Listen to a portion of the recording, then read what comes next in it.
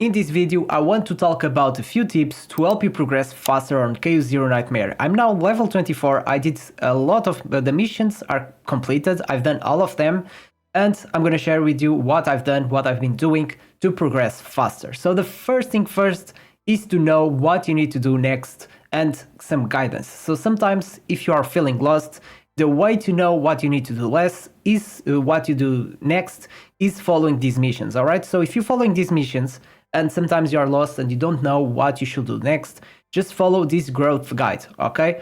If you follow these missions and do all of these, it means you're in the right way, okay? Sometimes if you feel lost, just come to these missions, click move, and it'll move you to the stuff that you need to do, all right?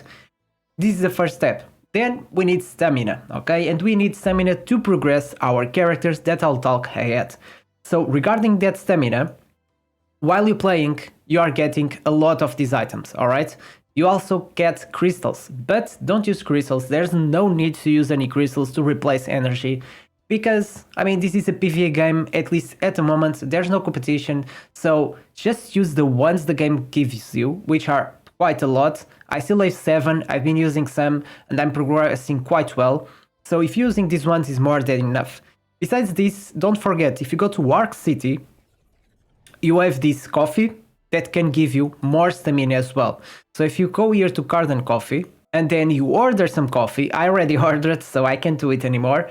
If you order coffee, you get more 80 stamina. So this is the other way to get stamina and farm more, okay? Because to do the next content, and sometimes this content that comes here on the next mission will be too hard to do, and maybe that means that you need to invest more on your characters and progress them, okay? So the way to do it is to not invest all of those characters, all right? At the moment, these are the 3 main ones I'm investing, because especially the 5 stars, they are very expensive to level up and maximize.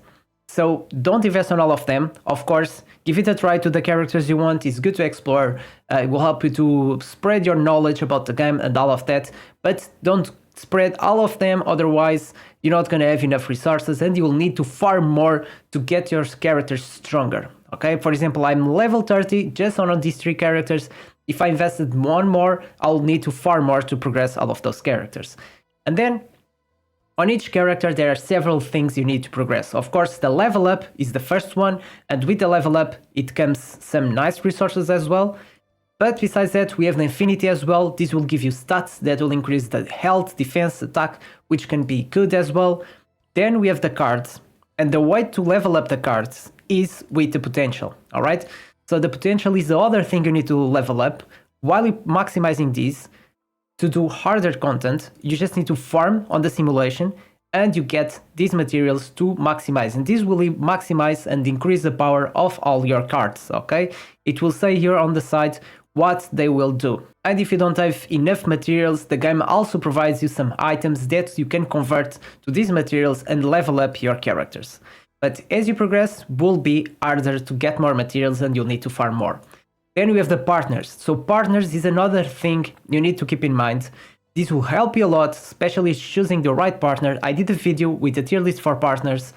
And for each type, each class of characters, there's some ideal partners you want to use. And some of them work better with specific characters. So for example, on this character, Mika, she's really good. It's a good support. And I'm using this one. It increases the defense. But especially, it gives this passive. So if I end the combat without any attack card, it heals 60% on the next turn. So I get healing every turn if I've not used any attack card. So I always try to build my deck for Mika without any attack cards because this will give me free healing every turn. And besides this, you want to upgrade the partners as well, because they also have a level. You need to level up them as well. They give you stats and will help you as well. And when you get copies, you get this manifested ego that will increase the passive strengthness as well. And if you don't have 4 stars, then you probably, for example, I don't have a 4 stars on there. I have this one, which is a 3 stars partner, and you can maximize it already, okay? So the maximizing it will increase the passive stats. As you guys can see, you just need to come here and then manifest ego and then increase that, okay? So you guys can see, if I use it on my 3 stars without any ego, it will increase to 16%. Okay, so it's a lot, and 60, 16, all right? So this is a big boost to your character if you are struggling, if you don't have the right 4 stars partner. Sometimes even a 3 stars level 5 can be better than a 4 stars level 1. Okay, you guys can see the level here of the bless. Then, as you should know, we have the simulation, missions, and Dark City and Chaos. So talking about now about banners. About the banners, keep in mind, the first thing I want to say is about the featured banner, the rate up one. So on the first summon, on the first 5-star summon, it's 50% rate, okay? So you can get Aru or you can get anyone else. This is what did happen with me. The first character I got was Rin, random 5 stars and not Arrow. So on the second one, if you didn't get Arrow, the second one will be a guaranteed featured character. Then on this one, don't use any crystals. Use these materials. When you get a rescue anchor, use it to get these summons. Maybe you get another 5 stars, will help you progressing on the game and be a stronger character. But don't use any crystals on that. Save the crystals to use on the rate up or even partner. But don't focus so much on partner. If you don't have the right characters or there's the character you really want, prioritize always to create a wider roster rather than getting the partners. Okay, of course, the partners on the end game will help you a lot to maximize the strengths of your characters, but for now, focus on the characters and not the partners. Besides that, there's a lot of stuff. There's a lot of events. These ones will give you rewards every day, which can be useful. Then you have this event to test the Aru, the new character, which is going to be helpful as well. And then we have the Arc City. Arc City is something you need to invest. Make sure to come here and always increase the affinity of your characters, especially the ones you use most of the time, because affinity will give you stats. Okay? Then, if you want a small buff, you can go to the dinner, and here you can order food, and this food will increase the stats for your characters. So as you guys can see, I have this one at the moment, so my characters have 5% more defense and 5% health when I'm on combat. Okay? So this can be the small boost that you need to do some stages. Then we have the research facility. Keep in mind, while leveling up these, the resources are very limited, but these ones can increase a lot, okay? So this one increases the policies. For example, this one grants additional 5 affinity, 1 impling policy. So I don't know if I have any policies. I have, that's nice. So when using these policies, they can increase the affinity. For example, I'm gonna use this one, and you guys see, we'll increase this, and will increase the affinity. So on here will be important, all right? You need to keep in mind, keep attention to this, choosing the right policies, because all of this gives you small upgrades that can benefit you. So if you guys go here, and you guys will see the happiness, if it's 20 or lower, the affinity gain will be 50% less, so you don't want that. Same thing for administrative, economic, all of them give you benefits or give you negative effects if you have lower than 20. So keep that in mind because you don't want this to happen. Okay? After this, we have more to explore on the Arc City. We have the Epion Center. So here is where you resurrect your characters, and then you have the Trauma Code. So the Trauma Code is where you explore some more extra missions for these characters. At the moment, I have the Aru active.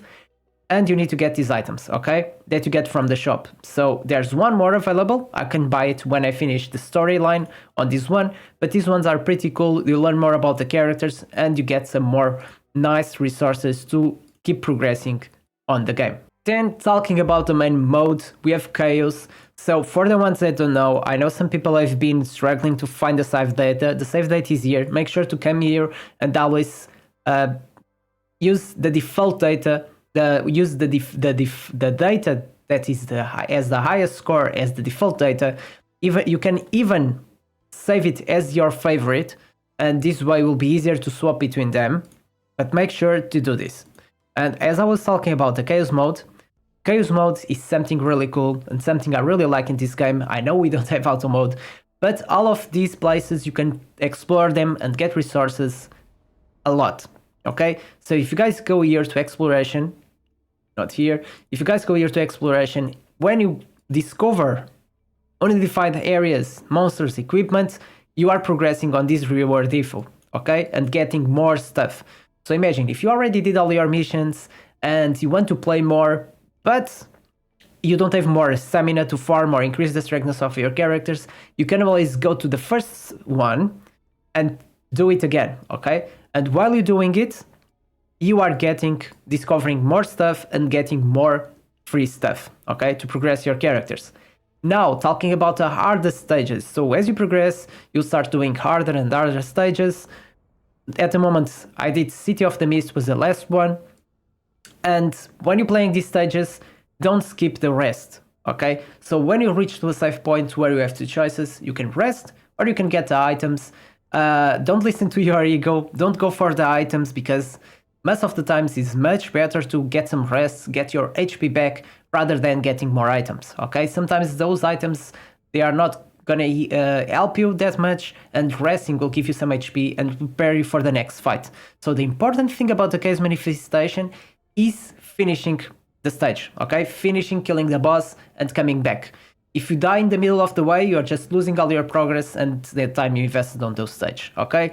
So this is all the tips I had to give to you guys. If you have any questions regarding the content or any stage, comment below so I can do some more videos, create more content talking about that. I already did several videos you guys can check. I have a team build guide. I have a tier list for both characters and partners. I have already a lot of content to guide you playing this game, all right?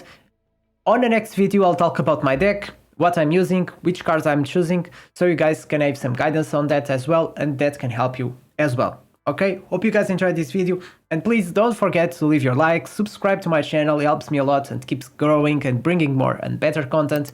Again, hope you enjoyed, and I'll see you in the next one.